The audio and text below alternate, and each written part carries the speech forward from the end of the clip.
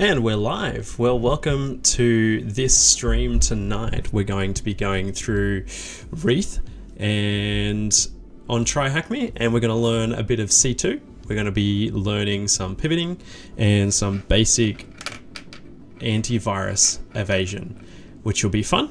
I'm a little bit excited about this one. I've been wanting to do this for a while, and it might take a little bit of time, so hopefully we'll see how we go. But I've just spun up my machine and I just want to welcome you into the chat. Let me know where you are watching from, where you're joining me from.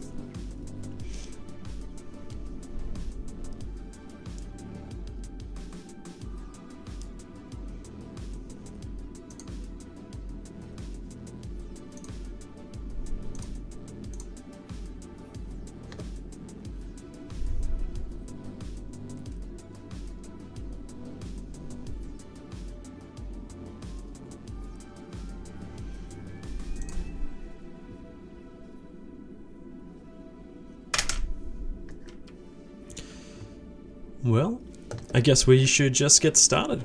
Watching from Singapore, welcome from Singapore. Let me know if everything is loud and clear and not too crazy.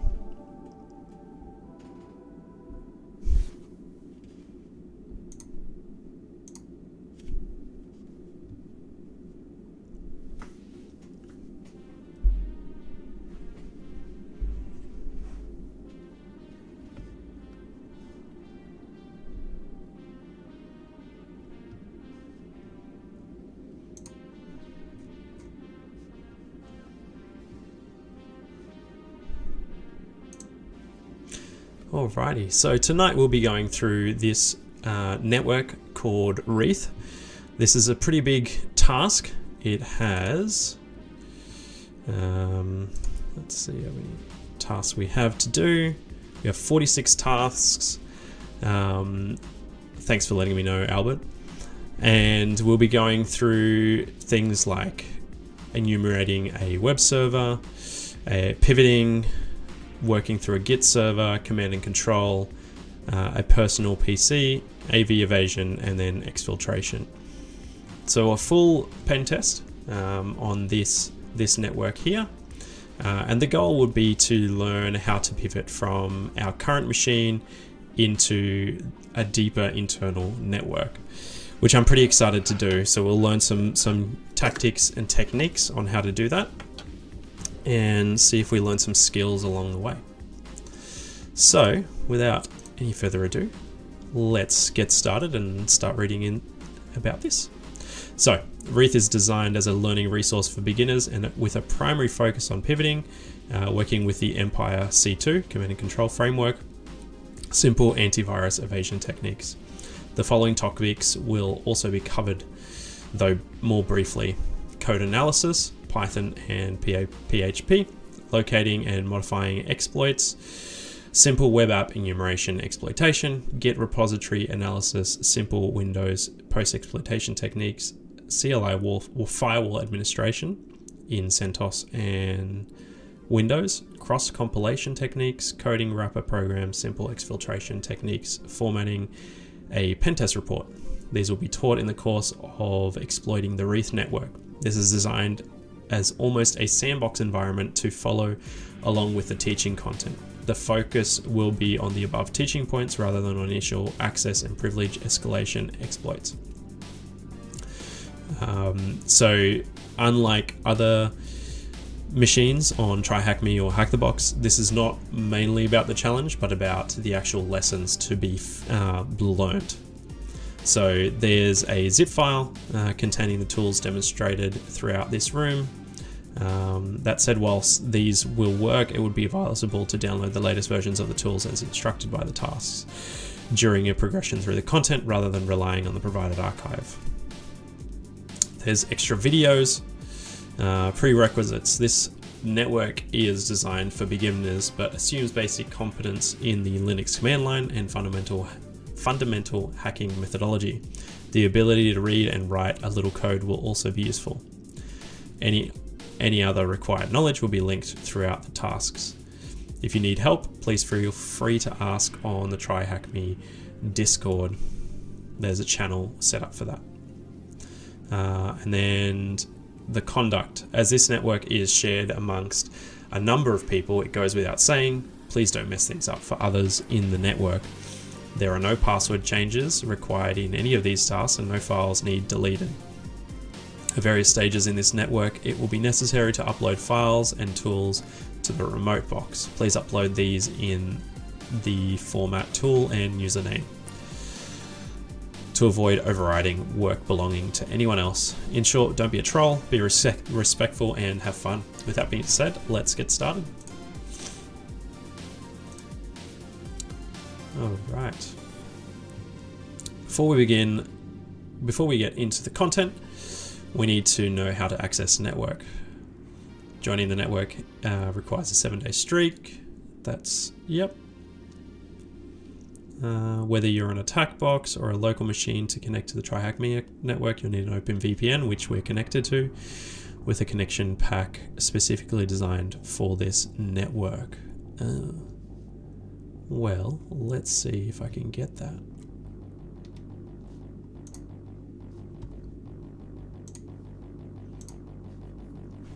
Since I didn't realize that, there we go. Networks, Wreath. Copy that into my...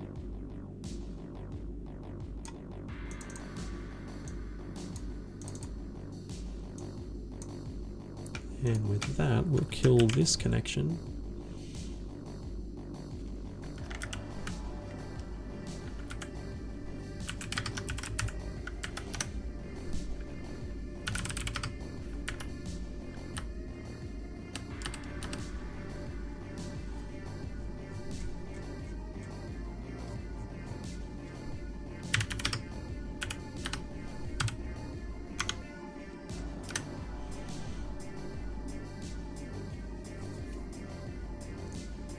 And we should be connected there. Let's refresh the page.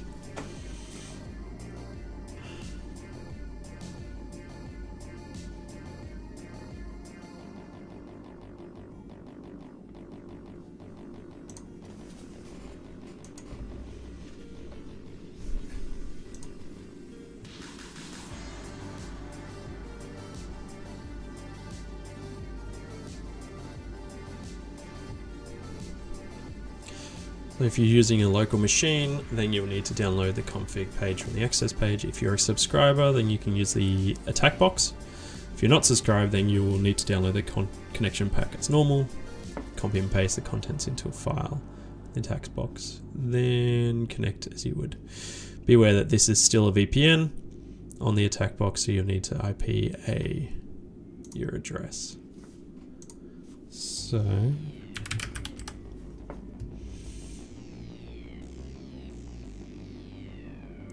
that should be our IP address,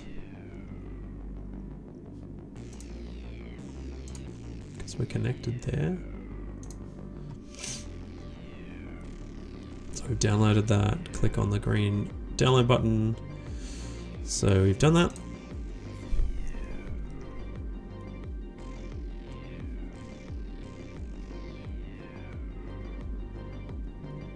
Change the name.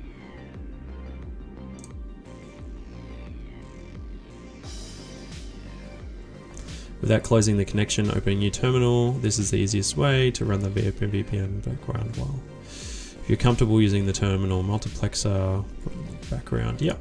Okay, controlling the network. The network has 3 states: running, stopped, and resetting. The current state can be shown at the top right.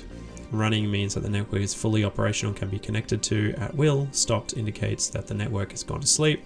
This happens when no one has pressed the extend button within a set time limit, so as to prevent the network from constantly running with no one using it. Press the start button. This does not reset the network back to a clean copy, so anything restored on the targets should still be there. Resetting indicates that the network is currently in the process of being wiped clean and resetting. The start button restarts the network once stopped. Extend button prevents the network from going to sleep. This button also contains a timer showing how long until the network shuts down. Reset initiates a full wipe of the network. This requires a percentage of users in the network to click the button, thus preventing a single person from spamming resets. Finally, the network uptime field at the bottom right of the network map indicates how long the network has been awake for. This is not necessarily the time since the last reset. So we've been up for 11 minutes. We're running. If I refresh this, I should have my IP address there. Apparently not.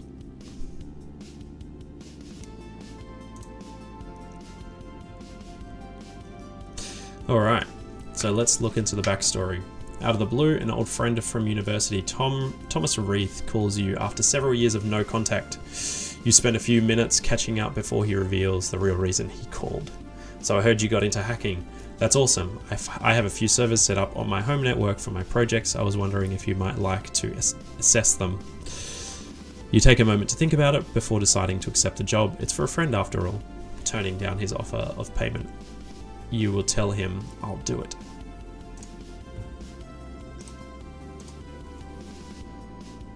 And we have a brief.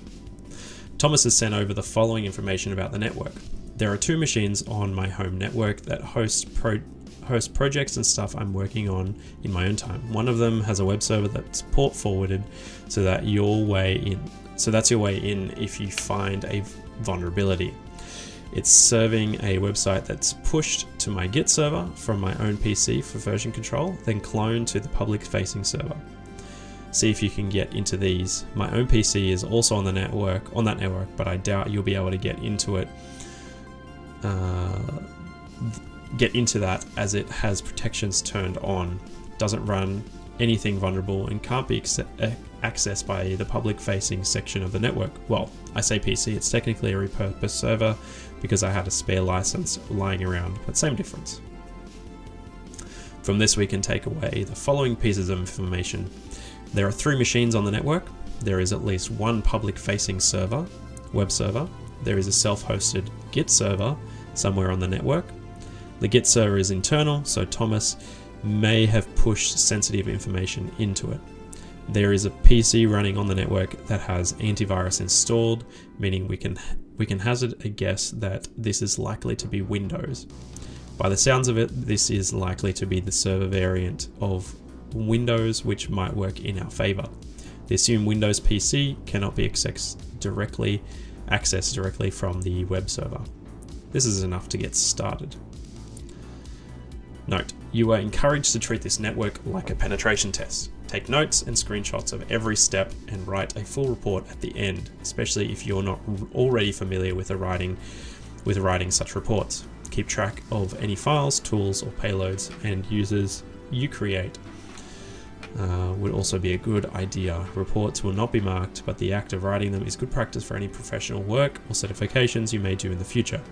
There will be more information on the actual report writing in the debrief section, but for now, just focus on extensive notes and screenshots. If you're not already comfortable taking notes, have a look at Cherry Tree or Notion. This room is written in a way that encourages easy note-taking, so note down your kill chain as you go along and take lots of screenshots. Reports can be submitted to the room as write-ups in the format specified in the questions of debrief and report. Task. The first 5 high-quality reports submitted to the room are featured here. Cool. All right. So we are ready to go. All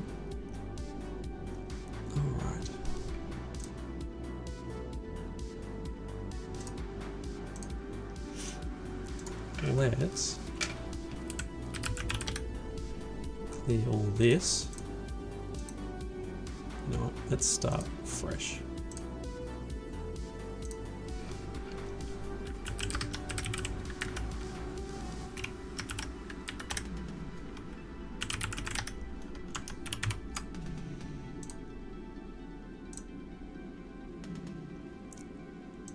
That's from the last one.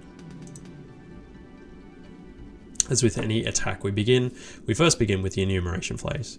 Completing the nmap room, if you haven't already, will help you with this section. Thomas gave us an IP to work with, shown on the network panel at the top of the page. Let's start by performing a port scan on the first 15,000 ports of this IP.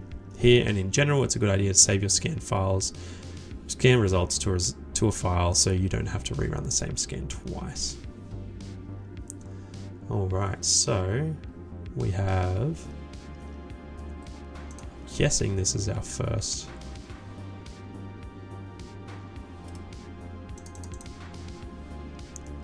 $10, $200, $101, $200.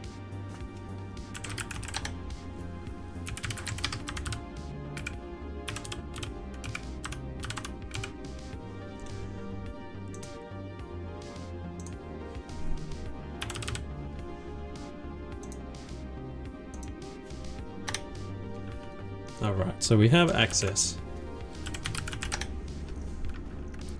So we want to do an nmap. -p to 1500, 15,000, 10.200.101.200, and we want to do that fairly quickly. And I think that's it.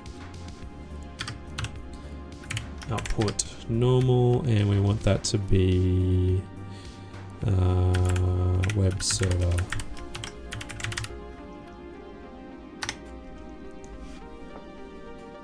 Oh. Want that verbose. All right, so this is our first scanning the web server. So this is how we do the first 15,000 ports. We're doing a fast scan, and we want to output that to a file called web server init, which is initial. All right, how many ports are there?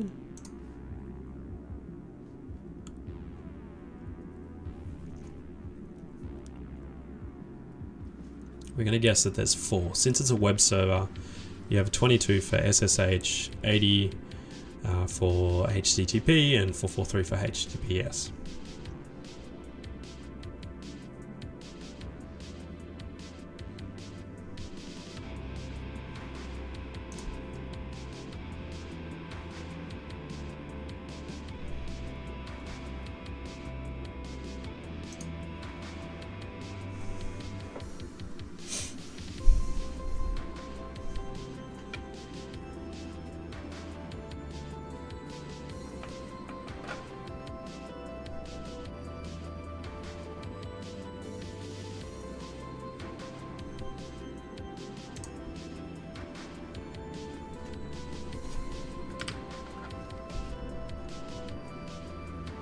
Oh, we have another port open.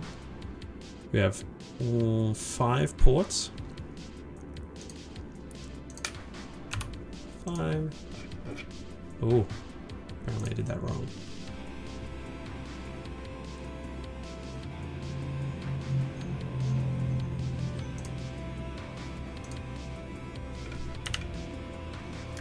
Let's try that again.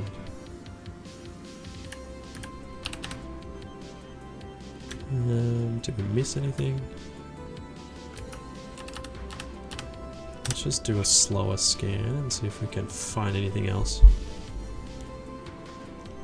It's alright. How many of the first 15,000 ports are open on the target?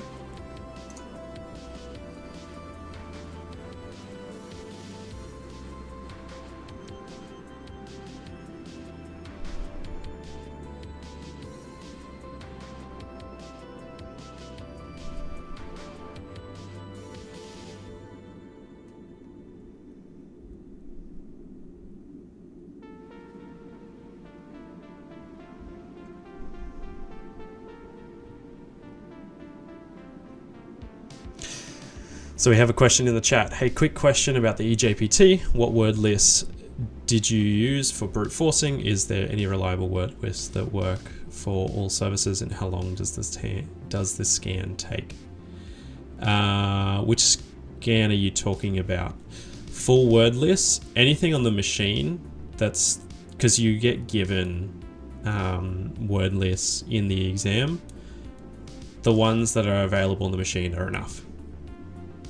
So you'll have like your typical ones that they went through in the course. So like the Metasploit ones, I think RockU's on there. Yeah, those ones are usually the ones that are fine. It's kind of like any kind of challenge in general. And if you can't brute force it with one, I would try a couple. So that's what I do. So we're only getting 5. 5 open ports. Oh no, this one says it's closed. Did I miss that before? It says it's closed. Alright, so 4. There we go. Okay, so now we need to do a service scan. So we want to go Emma dash P.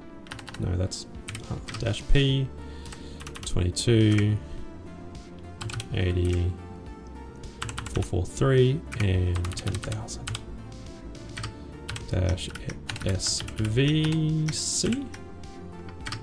So that's for version and scripts. 10.200.101.200 verbose and web server target.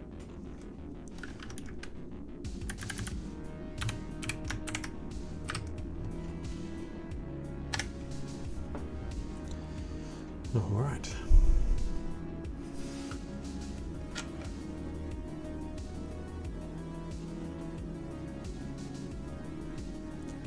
And now we wait. Oh, it's already started the scripting engine.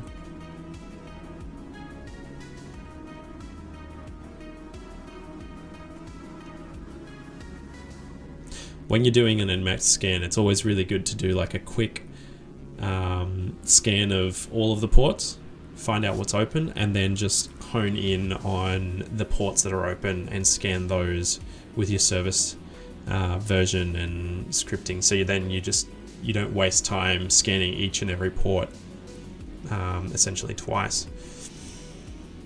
All right, so we have SSH, HTTP with CentOS here,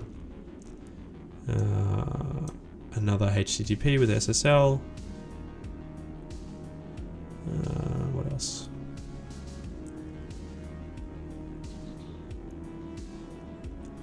And miniserve, which is another HTTP thing. All right, CentOS. Okay, we know what we're dealing with. Open the IP in your browser. What site does the server try to redirect you to?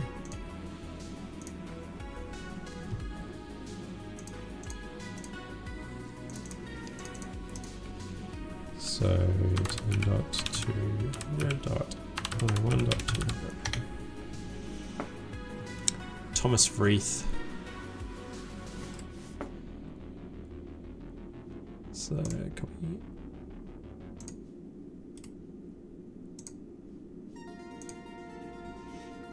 Okay, you will have noticed that the site failed to resolve. Looks like Thomas forgot to set up DNS. Add it to your host file manually. This can be accomplished by editing etc host file in the Linux to include the IP address followed by a tab, then the domain name. This must be done as root.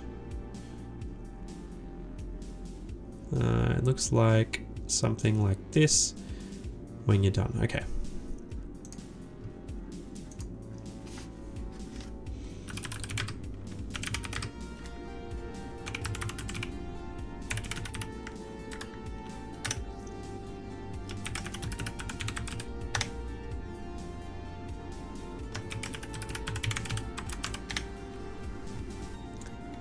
Alright, so we'll go.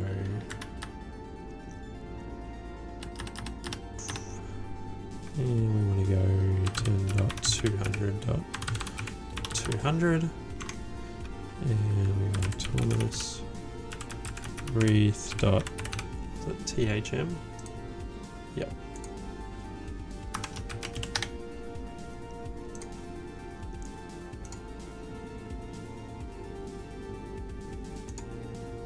And proceed.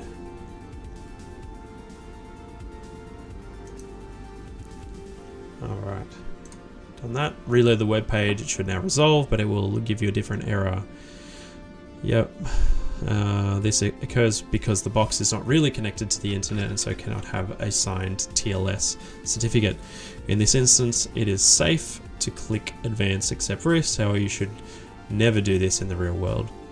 In real life, we would be perform a footprinting phase of the engagement at this point. This essentially involves finding as much public information about the target as possible and noting it down. You never know what could prove useful. Read through the text on the page. What is Thomas's mobile number? And here we have our friend Thomas.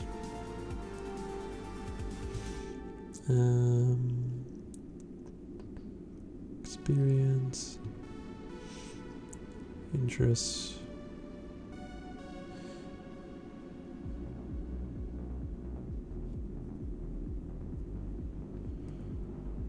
And we have a mobile number here. Copy that.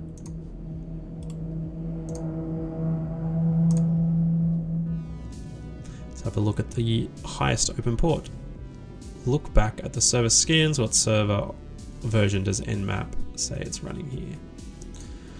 So we have mini server. Copy that.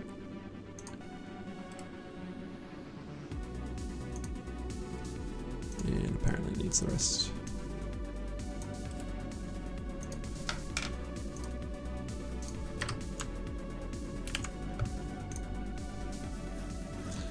Put your answer in the last question into Google.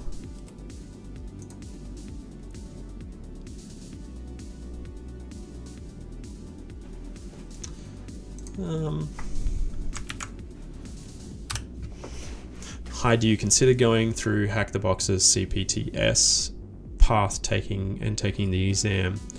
I think so. I'd love to do that. I think I've seen the modules and the course, and it looks really, really good. Yeah, I'd like to do it like sometime in the future. Probably not this year. Maybe not next year. Depends. We'll see how we go. Yeah. So we have an exploit here. Unauthenticated remote code execution on exploit.db, webmin 1.92. Let's see what Rapid7 says. The SourceForge downloads of Redmin versions 1.890 through to 1.920 listed as official downloads on the project sites were backdoored, such that it contains a remote code execution and vulnerability in the old and expired parameters of passwordchange.cgi. Well, that's not good. Backdoored. There you go. And we have a Metasploit module. Well, that's going to be helpful. Alright, so what is the CVE number for this exploit? CVE 2019 15107.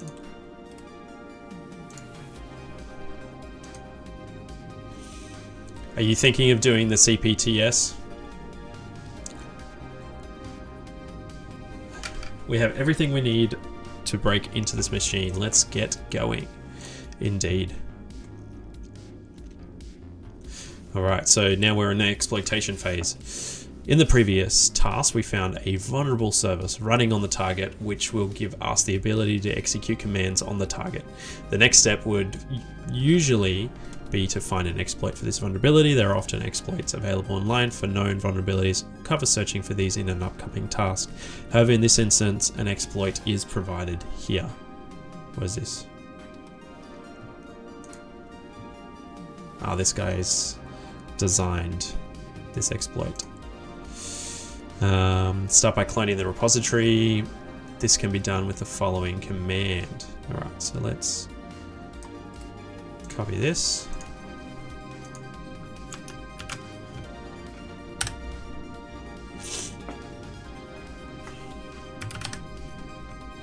All right, so we have our CVE there.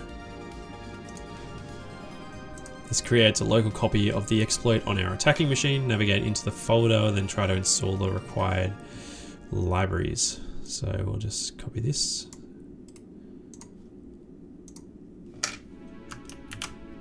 So we have go into the folder and then execute. Once that's executed, pip3 install requirements.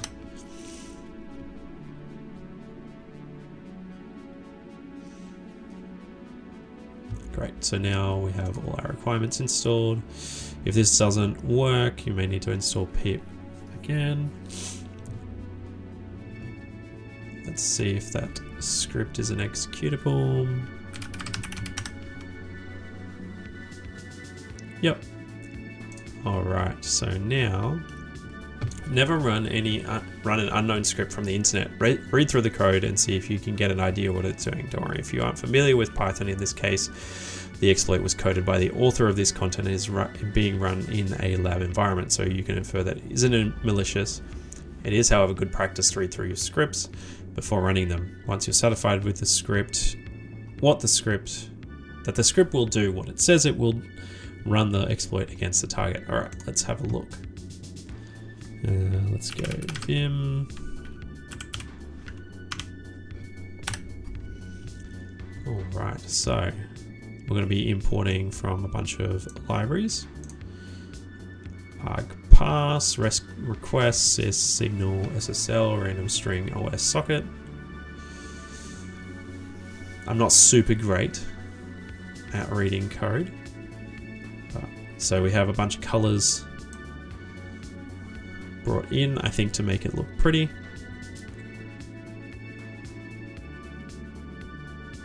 So ignore unverified SSL certificate, handle signals. So I'm guessing this is when we send a exit. So that'd be Control C to exit the thing. It will go and print exiting. And now we have the exploit. So we're defining password change CDI. It's testing to see if the version is right. Start a session, subsession, request session, verify equals false. So if it fails, then it will show you the colors red for this, and it will give you the reason. If it succeeds, then it will give you green and give a success text.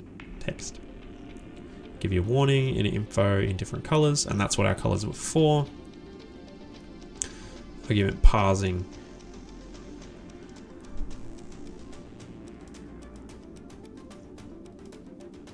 Okay, so this is just the help menu.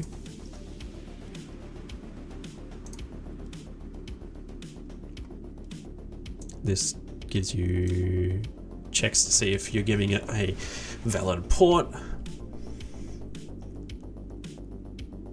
This will check the connection. Server is running without SSL, switching to HTTP, failed to connect. Okay, cool. It's checking the version, checking if it's vulnerable. And then this will be the function that runs all that we just read. And here we have the exploit.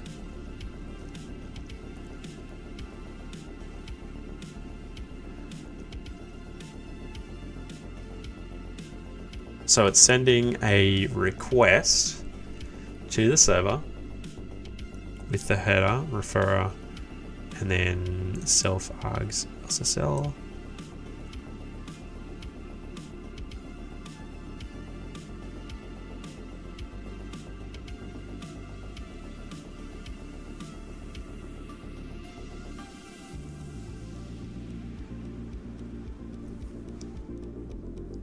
So it gives you the option to have a sudo shell and run commands, or to get a full reverse shell. Then keyboard interrupt, yep.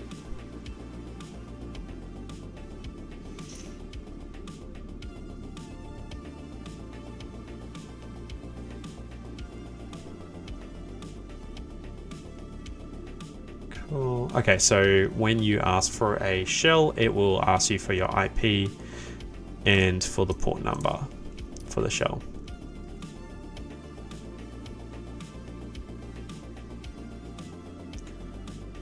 We'll insert Perl.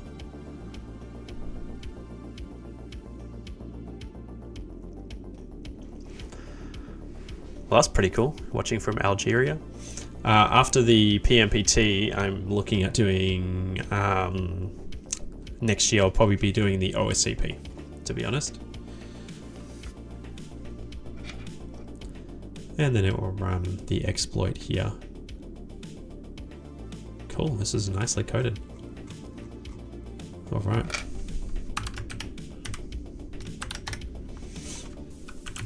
So let's clear that. And we'll go CV. So this will say, okay, error the following arguments. So we need to add a target.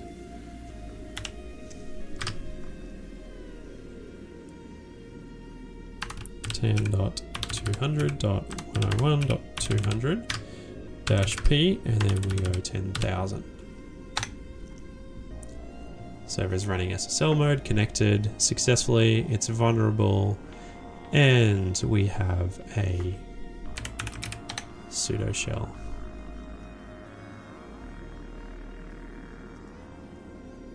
Alright, so what we're gonna do, I'm guessing they're gonna say to, okay, we've got that.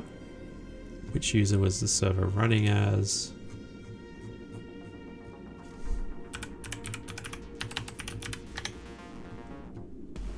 Huh, we're running as root. Success, we won't need to escalate privileges here, so we can move on to the next set in the exploitation phase.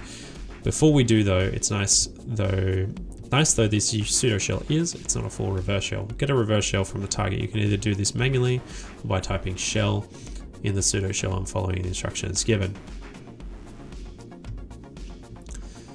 All right, so what we'll do is we will get shell.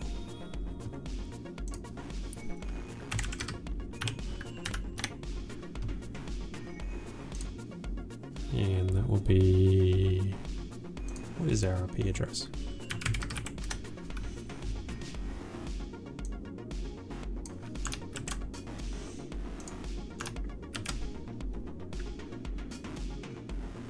Is that right?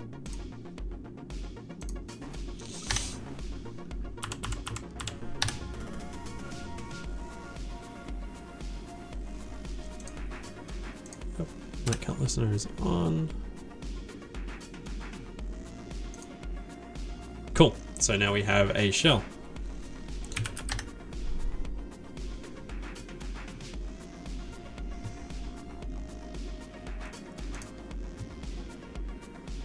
So,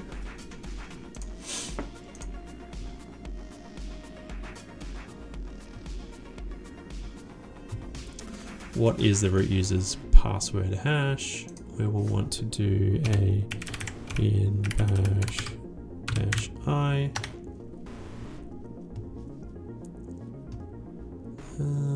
Let's see, what's that one liner? So Python.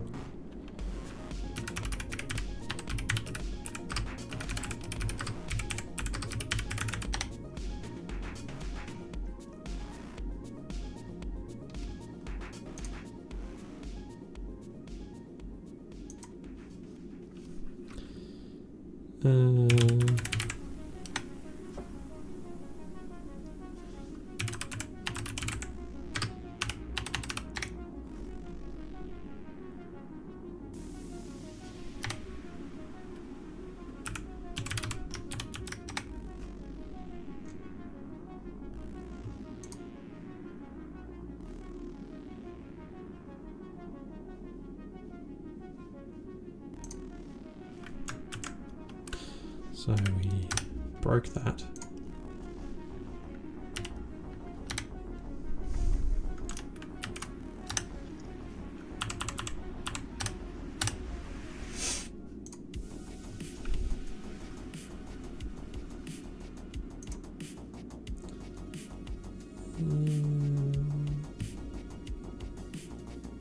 We'll probably just do it with this, what we've got.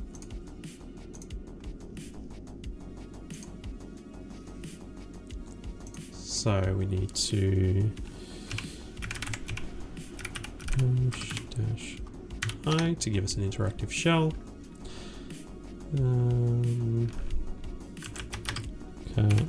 Etsy shadow. Alright, so we have Wreath's thing, and then we have the root one.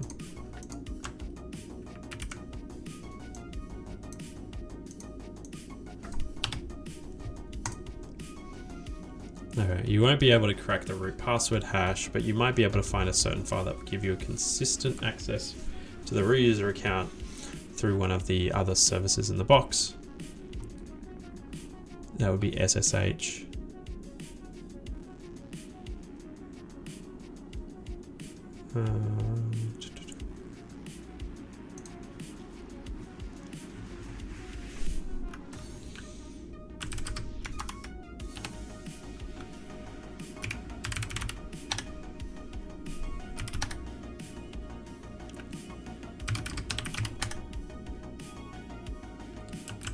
CD SSH plus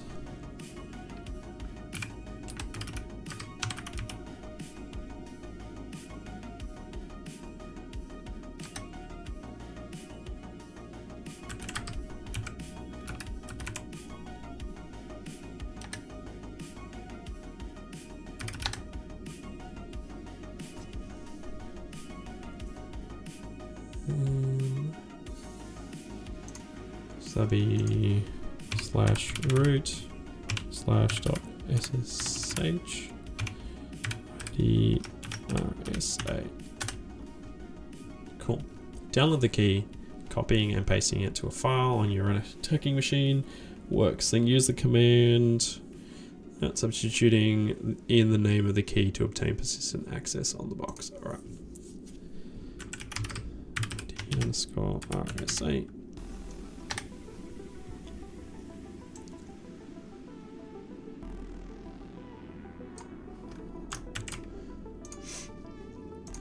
So we're going to vim web ID RSA.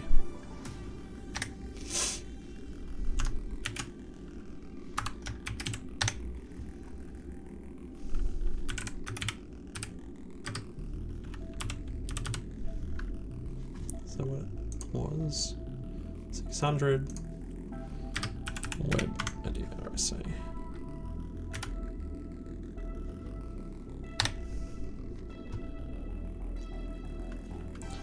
So if we go SSH dash web ID RSA root 10.200.101.200.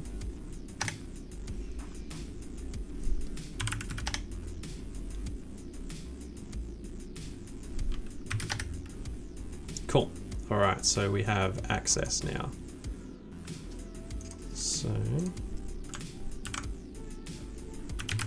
So we can get out of that.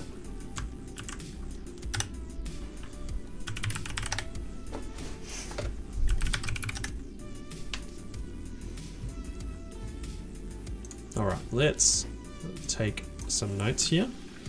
So, web server.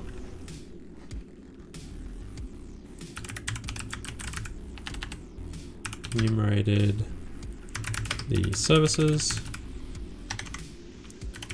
found port 10,000, vulnerable to what was that? CVE. I'll go to this CVE.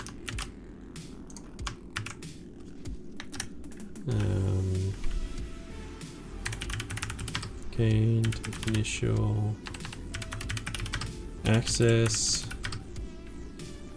onto server with exploit. Then what we did was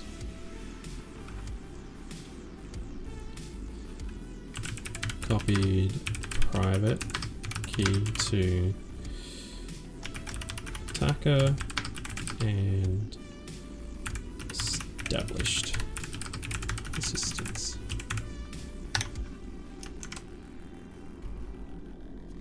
All right. Close these.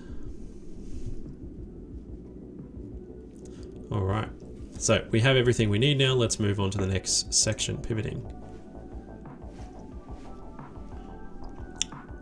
Do which Python? Is that what?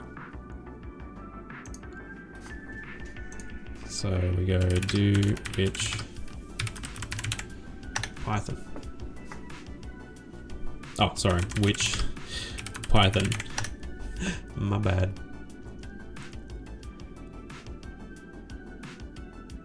Apparently there's no Python. But that's a lie, because we have a Python history here. Or did I create that before when I made? Who knows? All right, pivoting. Pivoting is the art of using access obtained over one machine to exploit another machine deeper in the network. It is one of the most essential aspects of network penetration testing and is one of the three main teaching points for this room.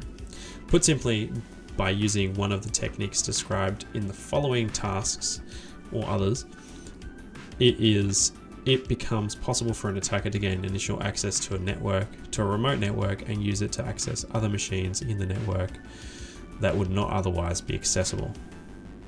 In this diagram, there are 4 machines on the target network. One public facing server with 3 machines which are not exposed to the internet.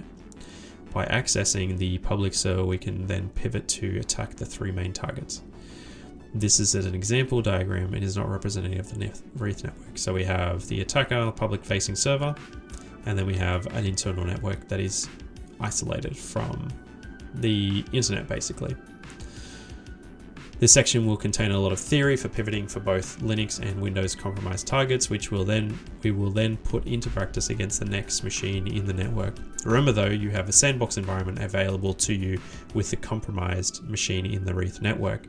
After the enumeration task coming up, you'll also know about the next machine in the network. Feel free to use these boxes to play around with the tools as you go through the tasks, but be aware that some techniques may be stopped by the firewalls involved, which we will look at mitigating later in the network. Okay.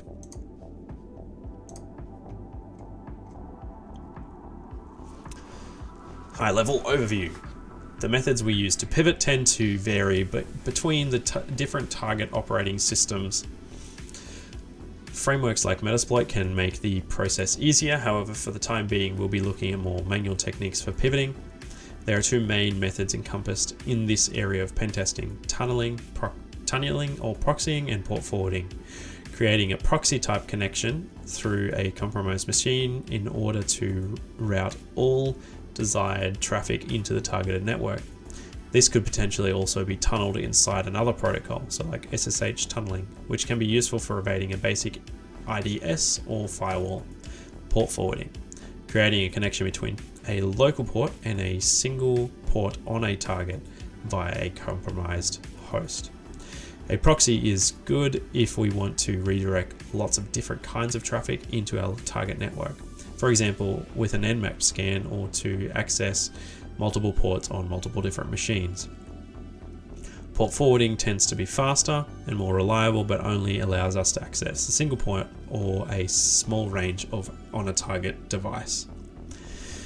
Which style of pivoting is more suitable will depend entirely on the layout of the network, so we'll have to start with further enumeration before we decide how to proceed. It would be sensible at this point to also start to draw up a layout of the network as you see it. Although in the case of this practice network, the layout is given in the box at the top of the screen. Oh, cool. So we have our first machine that is owned.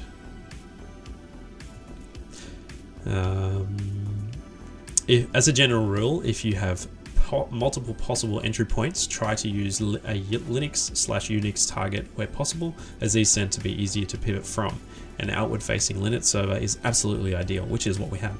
The remaining tasks in this room will cover the following topics: enumerating a network using native and statically compiled tools, proxy chain or proxy, SSH port forwarding and tunneling, which is primarily Unix, plink.exe, Socat, Chisel, and SSH shuttle. This is far from an exhaustive list of tools available for pivoting, so further research is encouraged. Which type of pivoting creates a channel through which information can be sent inside of another? So that's tunneling.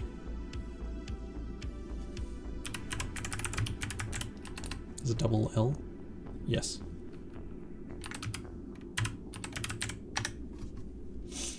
Research not covered in this network, but good to know. Which Metasploit framework interpreter command can be used to create a port forward?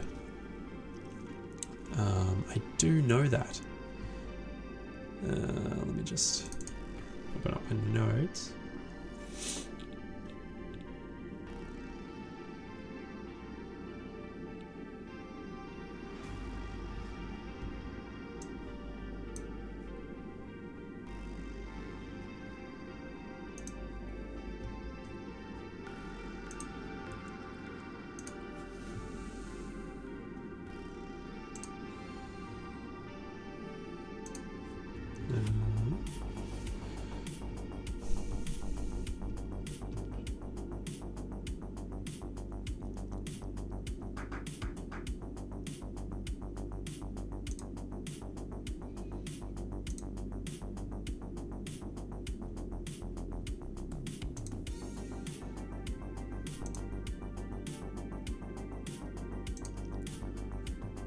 Use auto route. Yeah. Pretty sure it's auto route. No. Let's get the hint.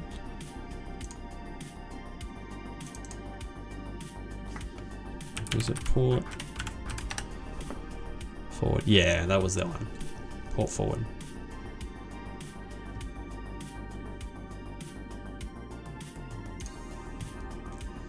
Alright, so enumeration. So that was really loud. We have a lot of reading here. As always, the enumeration is the key to success. Information is power. The more we know about our target, the more options we have available to us. As such, our first step when attempting to pivot through a network is to get an idea of what's around us. There are 5 possible ways to enumerate a network through a compromised host. First, we're using material found on the machine, the host file or ARP cache, for example, using pre-installed tools, using statically compiled tools, using scripting techniques, using local tools through a proxy. I'm guessing that's from our attacking machine to the target. These are written in the order of preference. Using local tools through a proxy is incredibly slow, so should only be used as a last resort. Ideally, we want to take advantage of pre-installed tools on the system. Linux systems sometimes have Nmap installed by default, for example. This is an example of living off the land, a good way to minimize risk. Failing that, it's very easy to transfer a static binary or put together a simple ping sweep tool in Bash, which we'll cover below. Before anything else, though, it's sensible to check to see if there are any pieces of useful information stored on the target. ARP-A can be used to Windows or Linux, used on Windows or Linux to check the ARP cache on the machine.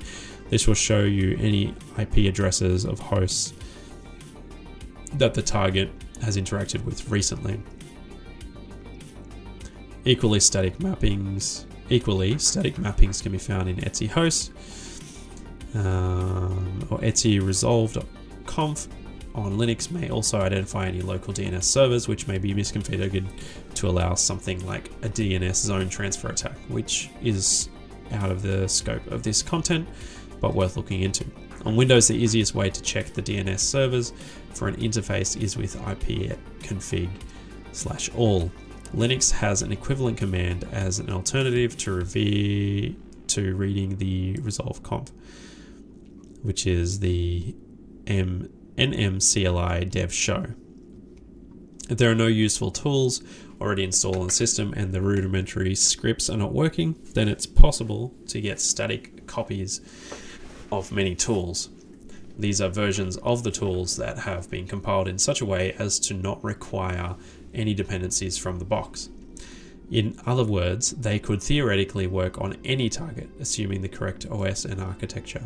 For example, statically compiled copies of Nmap for different operating systems, along with various other tools, can be found in various places on the internet. A good, if dated, resource of these can be found here. So that's on GitHub. A more up-to-date, at the time of the writing, version of Nmap for Linux specifically can be found here. Be aware that many repository oh, that just downloaded that. Whoops. Many repositories of static tools are very outdated. Tools from these repositories will likely still do the job. However, you may find that they require different syntax or don't work in quite the way that you've come to expect. The difference between a static binary and a dynamic binary is in the compilation. Most programs use a variety of external libraries, .so files on Linux or DLL files on Windows. These are referred to as dynamic programs. Static programs are compiled with these libraries built into the finished executable file.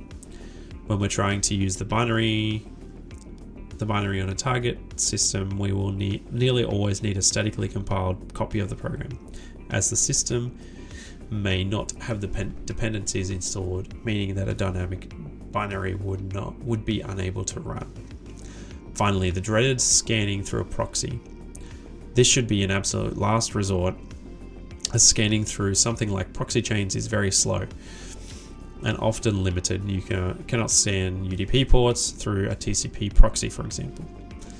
The one exception to this rule is using the Nmap scripting engine, as the scripts library does not come with the statically compiled version of the tool. As such, you can use a static copy of Nmap to sweep the network and find hosts with open port, then use your local copy of Nmap through a proxy specifically against the found ports. Before putting this into practice, let's talk about living off the land shell techniques. Ideally, a tool like Nmap will already be installed on the target. However, this is not always the case. Indeed, you'll find that Nmap is not installed on the currently compromised server of the Wreath Network. If this happens, it's worth looking into whether you can use an installed shell to perform a sweep of the network. For example, the following bash one-liner would perform a full ping sweep of the 192.168.1 network. This could be easily modified to search other network ranges, including the Wreath Network. The above command generates a full list of numbers from 1 to 255 and loops through it. For each number, it sends one ICMP ping packet as a backgrounded job, meaning that each ping runs in parallel for speed, where I is the current number. Each response is searched for bytes from to see if the ping was successful. Only successful responses are shown. So for IN 1 to 255, do ping, and then it replaces the I, grab bytes from, and done. Cool. The equivalent of this command in PowerShell is unbearably slow, so it's better to find an alternative option where possible. It's relatively straightforward to write a simple network scanner in a language like C# or statically compiled scanners written in C, C++, Rust, etc., which can be compiled and used on the target. This, however, is outside of the scope of the Wreath Network. although very simple beta examples can be found here for C# and here for C++. It's worth noting as well that you may encounter hosts which have firewalls blocking ICMP. Windows boxes frequently do this, for example. This is likely to be less of a problem when pivoting. However, as these firewalls often only apply to external traffic, meaning that anything sent through a compromised host on the network should be saved. It's worth keeping in mind, however, if you suspect that a host is active but is blocking ICMP ping requests, you could also check some common ports using a tool like Netcat. Port scanning in Bash can be done ideally entirely natively. So for I and that port so it's connecting their def null or the errors and then telling you what's open. Bear in mind that this will take a very long time, however. There are many other ways to perform enumeration using only the tools available in a system, so please experiment further and see what you can come up with. What is the absolute path to the file containing DNS entries? So that's etc resolve.conf. What is the absolute path to the host's file in Windows? That was up here.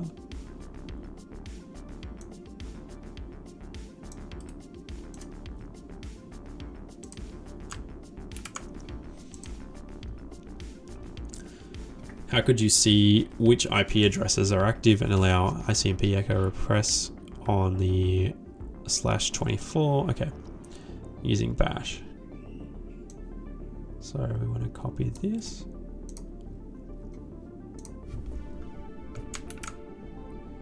And we want to do 0, 16 and 172.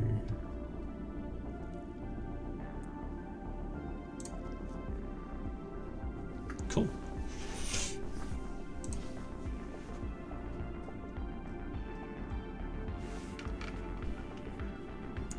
So I'm guessing let's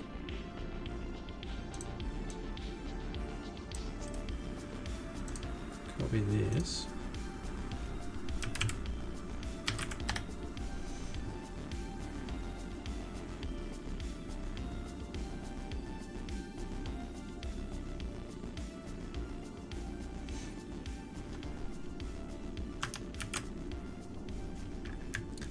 And we want to go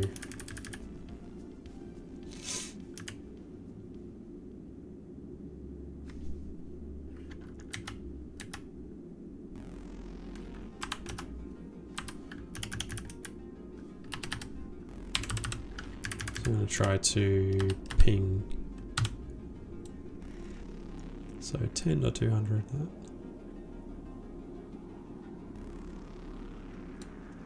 I think that's right.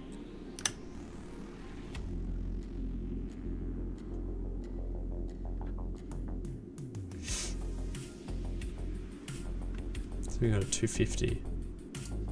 Does that mean, does this light up with 250 or not?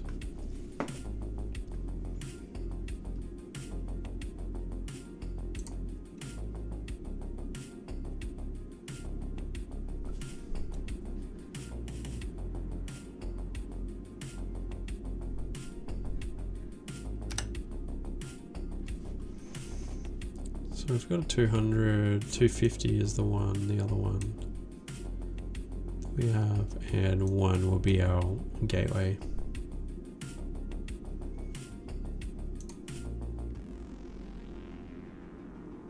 All right, so let's go into proxies, proxy chains and proxy. In this task, we'll be looking at two proxy tools, proxy chains and proxy. These both allow us to connect through one of the proxies we'll learn about in the upcoming tasks. When creating a proxy, we open up a port on our own attacking machine, which is linked to the compromised server, giving us access to the target network. Think of this as being something like a tunnel created between a port on our attacking box that comes out inside the target network, like a secret tunnel from a fantasy sort hidden beneath the fantasy story hidden beneath the floorboards of the local bar and exiting in the palace treasure chamber. Proxy chains and proxy can be used to direct our traffic through this port and into our target network. Proxy chains is a tool we have already briefly mentioned in previous tasks. It is a very useful tool, although not without its drawbacks. Proxy chains can often slow down a connection. Performing an Nmap scan through it is especially hellish. Ideally, you should try to use static tools where possible and route traffic through proxy chains only when required. That being said, let's have a look at the tool itself. Proxy chains is a command line tool which is activated by prepending the command proxy chains to other commands. For example, proxy netcat through a proxy. You could use the command proxy chains netcat and then the IP address. Notice that a proxy port was not specified in the above command. This is because proxy chains reads its options from a config file. The master config file is located in etcproxychains.conf. This is where proxy chains will look by default. However, it's actually the last location where proxy chains will look. The location in order. I have a moth.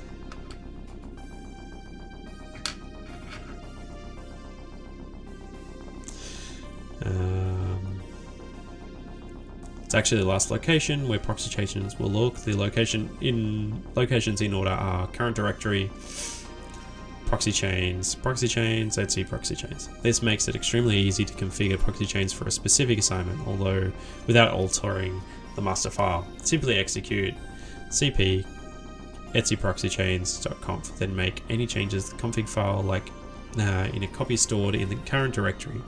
If you're likely to move directories a lot, then you could instead place it in a .proxychains directory under your home directory, achieving the same result. If you happen to lose or destroy the original master copy of proxy chains, a replacement can be downloaded from here.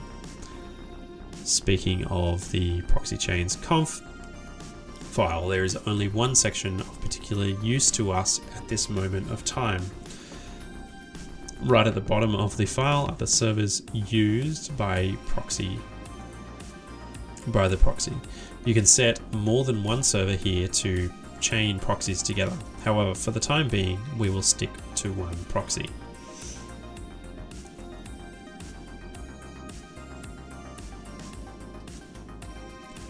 Specifically, we are interested in the proxy list.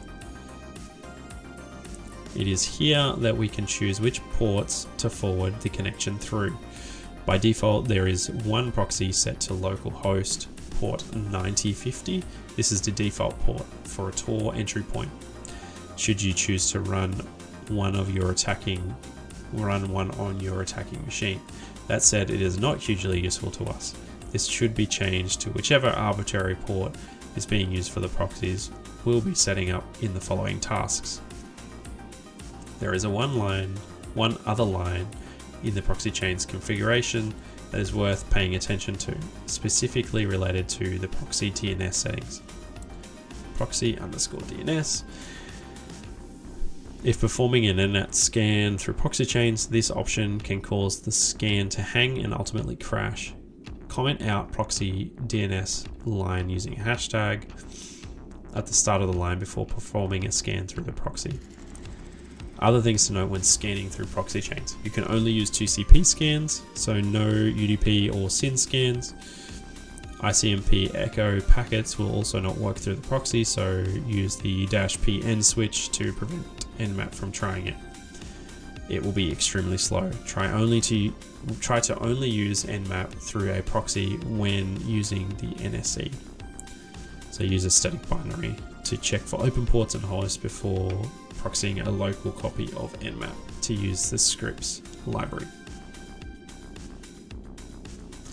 Foxy proxy. Proxy chains is an acceptable option when working with CLI tools, but if working in a web browser to access a web app through a proxy, there is a better option available, namely Foxy Proxy. People frequently use this tool to manage their Burp Suite Zap proxy quickly and easily, but it can also be used alongside the tools we'll be looking at in subsequent tasks in order to access web apps on an internal network. Foxy Proxy is a browser extension which is available for Firefox and Chrome. There are 2 versions of Foxy Proxy available, Basic and Standard. Basic works perfectly for our cases, but feel free to experiment with Standard if you wish. After installing the extension in your browser of choice, click on it, open the options, add, fill in the IP and port on the right hand side of each page that appears, then give it a name. Set the proxy type to the kind of proxy you'll be using. Proxy SOCKS 4 is usually a good bet, although Chisel requires SOCKS 5. An example config is here. Press save, then click that. You can switch. Once activated, all your browser traffic will be directed through the chosen port, so make sure the proxy is active. Be aware that if the target network doesn't have internet access, like all TryHackMe machines, then you will not be able to access the outside internet when the proxy is activated. Even in a real engagement, routing your general internet searches through a chat client's network is unwise anyway, so turning the proxy off or using the routing feature in Foxy Proxy Standard for everything other than interaction with the target network is advised. With the proxy activated, you can simply navigate to the target domain or IP in your browser, and the proxy will take care of the rest. What line would you put in proxy chains config to file to redirect through SOCKS 4 proxy on 127.42.42?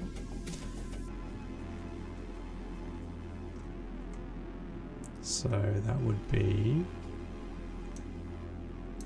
this.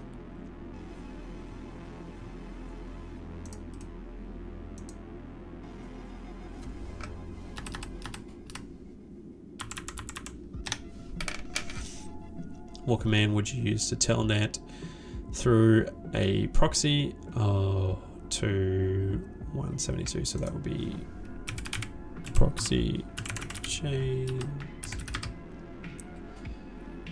telnet 72.16.0.100.23.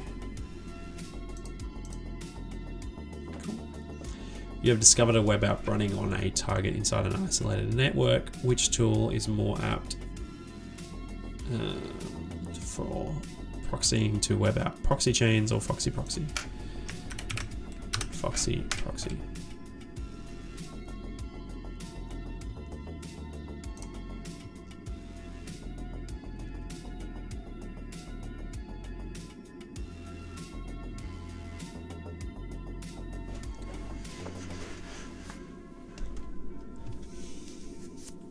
The first tool we'll be looking at is none other than the bog standard SSH client with an open SSH server.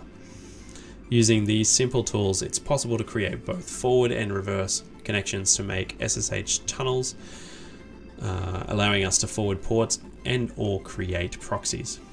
Forward connections. Creating a forward or local SSH tunnel can be done from our attacking box when we have SSH access to the target. As such, this technique is much more commonly used against Unix hosts.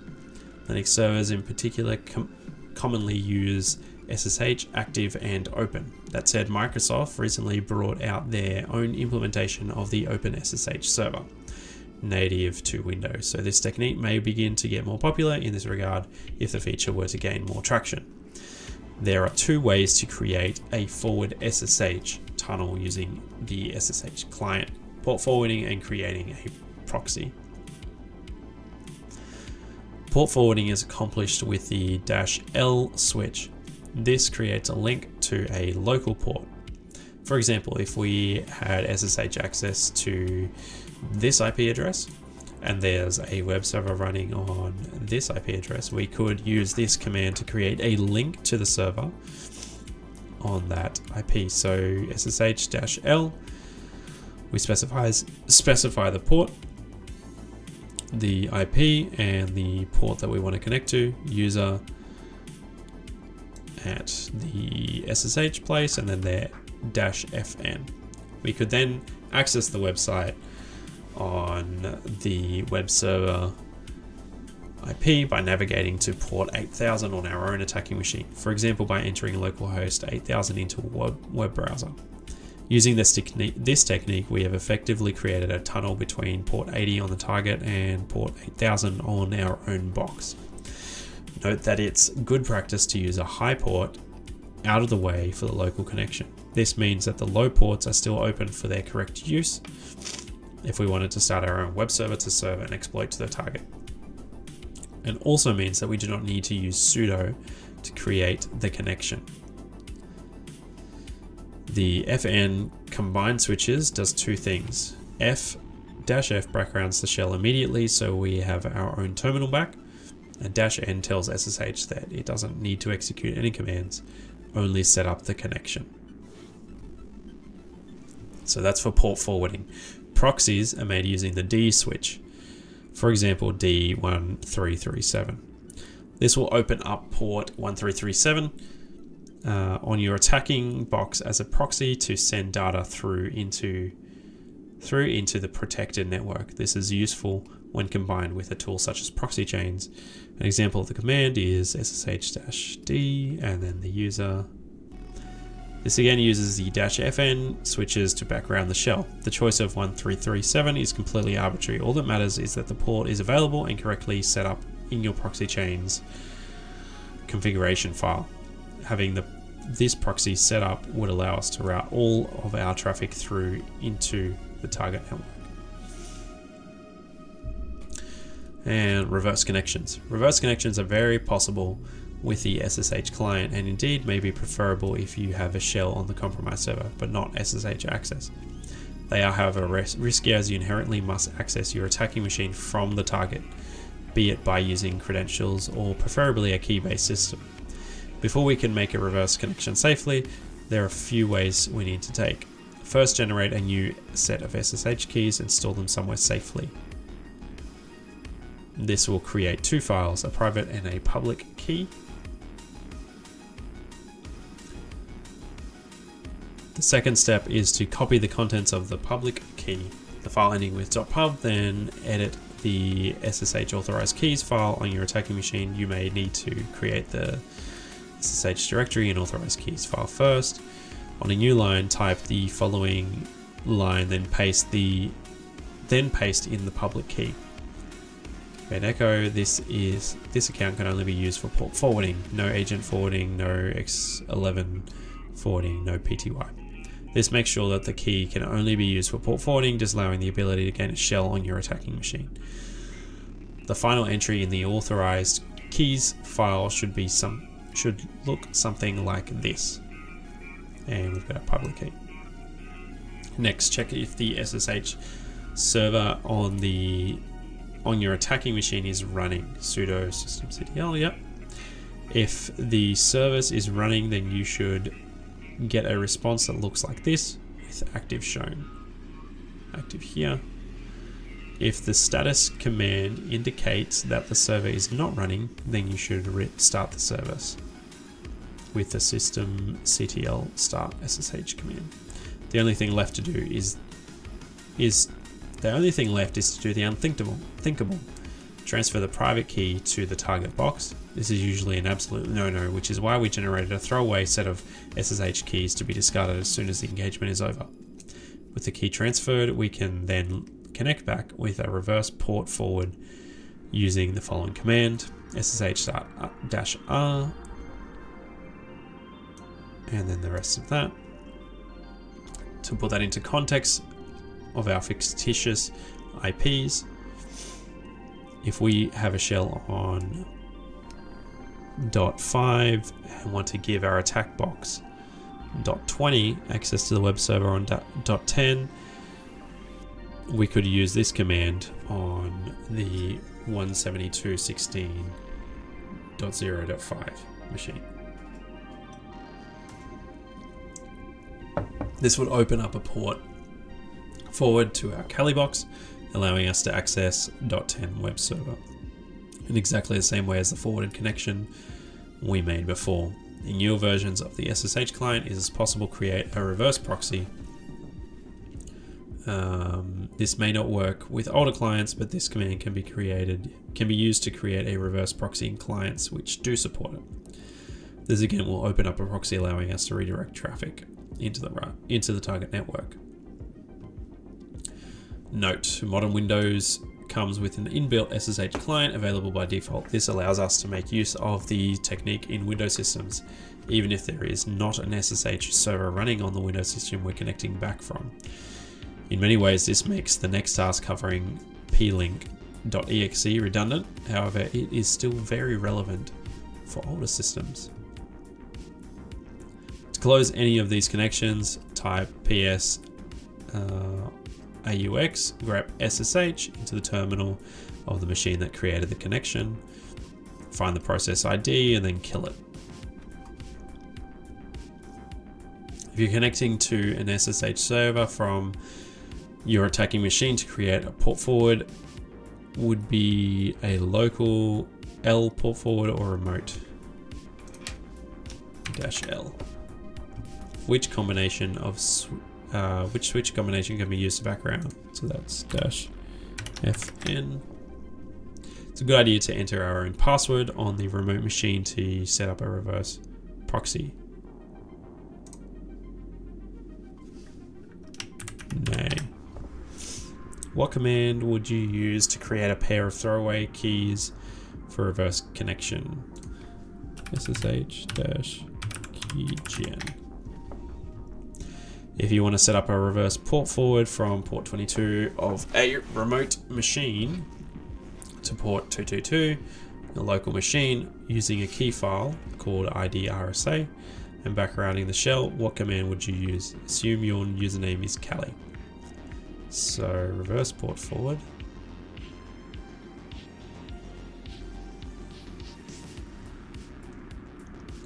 That'll be this one.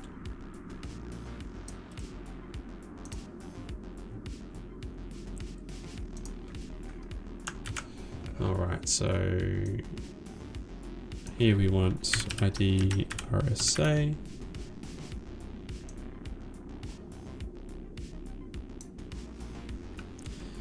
(172.16.0.200)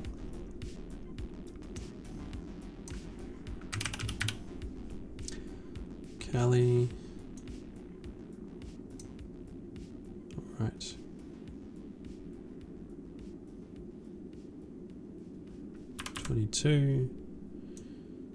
Target is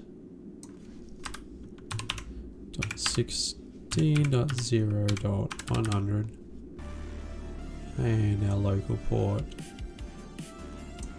is 2222. What command would you use to set up a port forward proxy on port 8000 to user type backgrounding the shell? Alright, so forward proxy is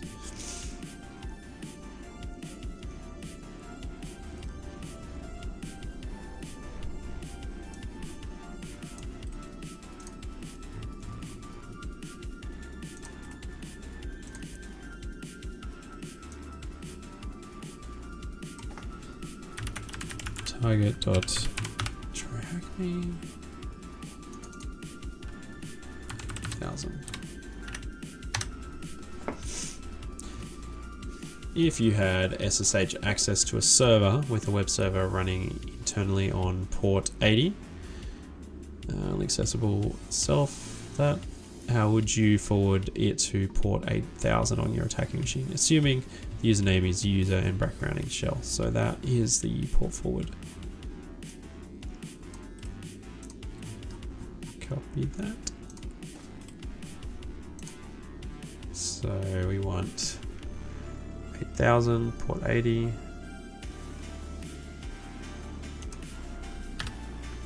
$50 there, and then our own machine is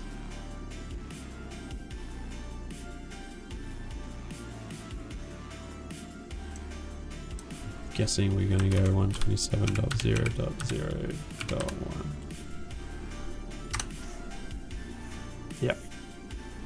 because we're connecting on the local server.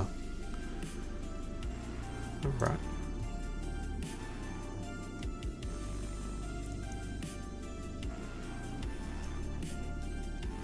Plink is a Windows command line version of the PuTTY SSH client.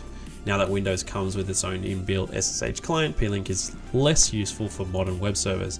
However, it is still a very useful tool, so we'll cover it here. Generally speaking, Windows servers are unlikely to have an SSH server running, so our use of Plink tends to be a case of transporting the binary to the target, then using it to create a reverse connection. This would be done with the following command. So command.exe echo plink.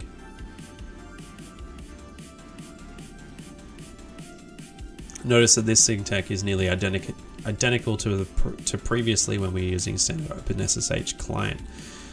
Command exe /c echo y is at the start is for non-interactive shells, like most reverse shells, with Windows shells being difficult to stabilize.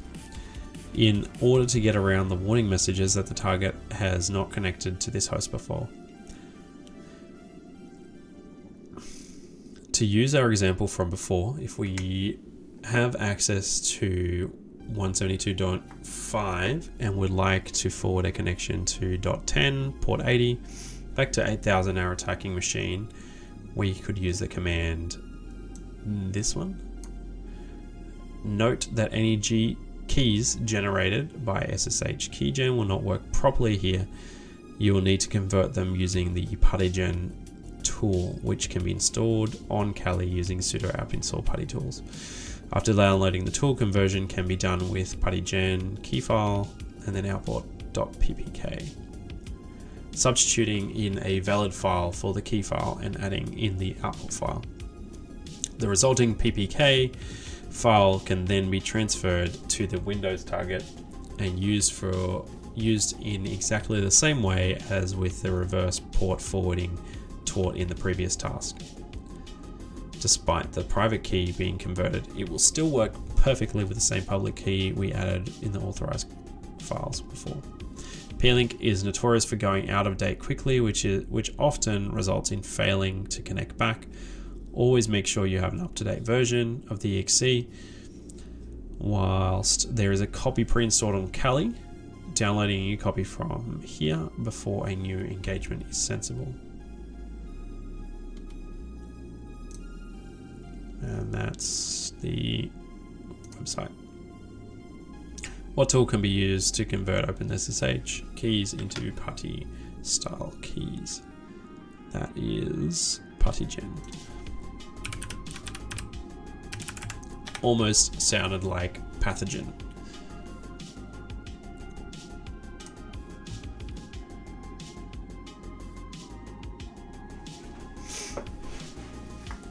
All right, Socat. We've got a few more of these to go, and then we'll be done, I think, for this evening.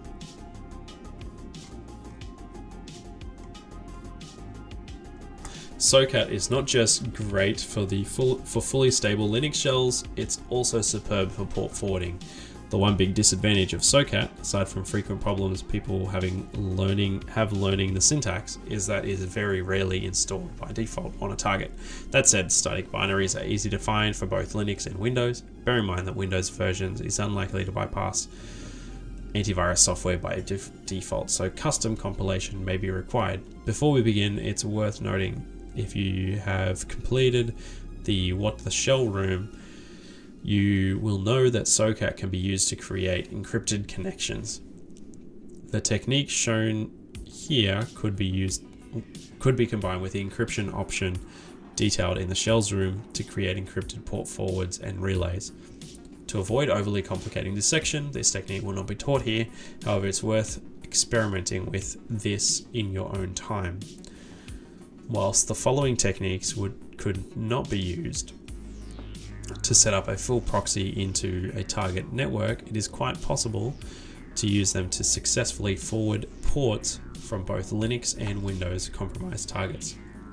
In particular, Socat makes a very good relay. For example, if you are attempting to get a shell on a target that does not have a direct connection back to your attacking computer, you could use Socat to set up a relay on the currently compromised machine. This listens for the reverse shell from the target and then forwards it immediately back to the attacking box.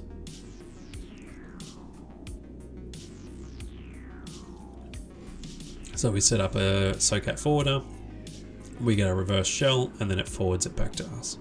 It's best to think of Socat as a way to join two things together, kind of like a portal gun in the Portal games. It creates a link between two different locations.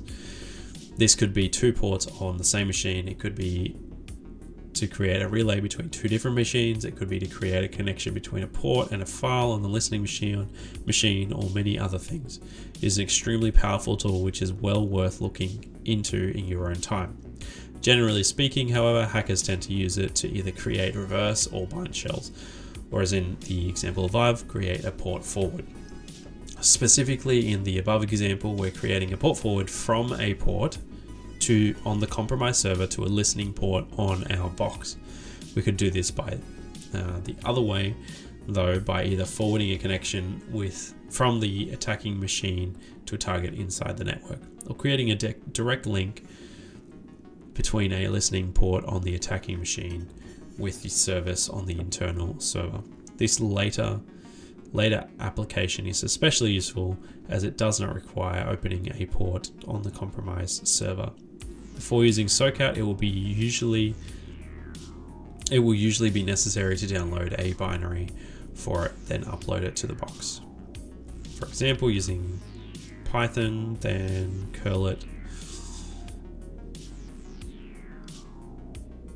With the binary uploaded, let's have a look at each of the above scenarios in turn. This uploads the Socat binary with your username in the title. However, the example commands given in the rest of this class will refer to the binary as Socat. Wait, so are we meant to...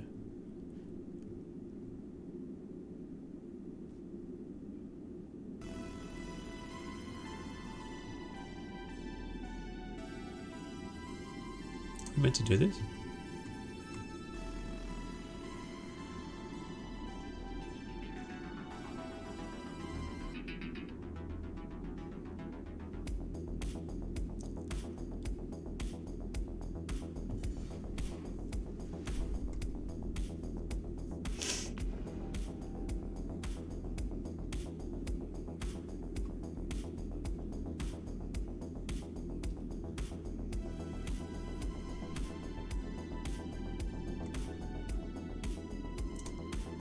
Alright, so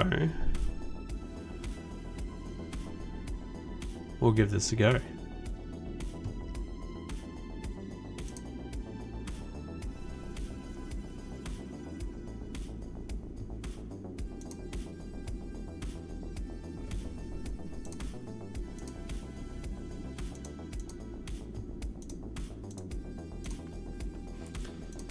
Where do we get that?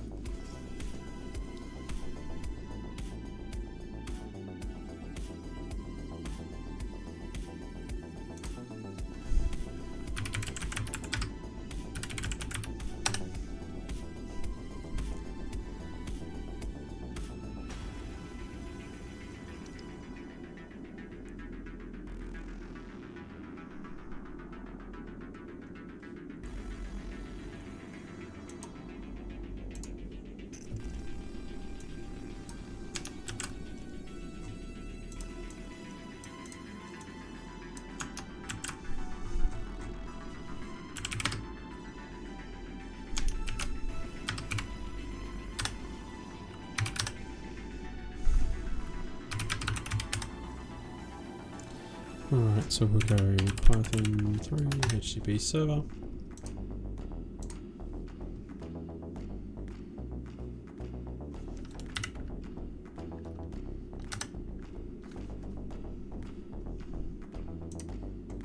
Did we die?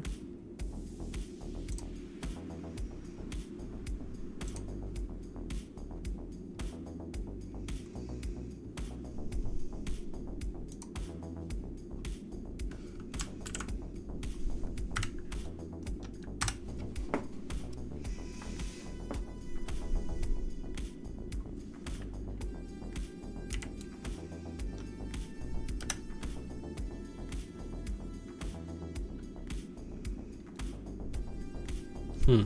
I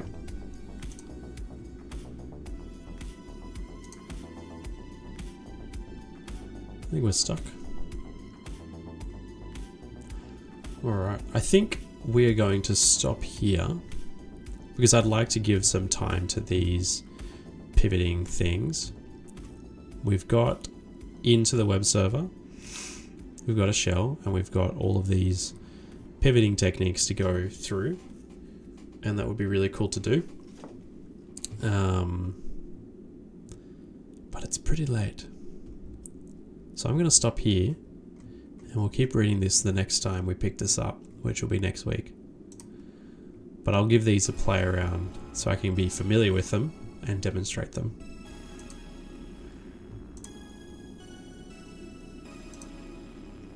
But thanks for joining me tonight.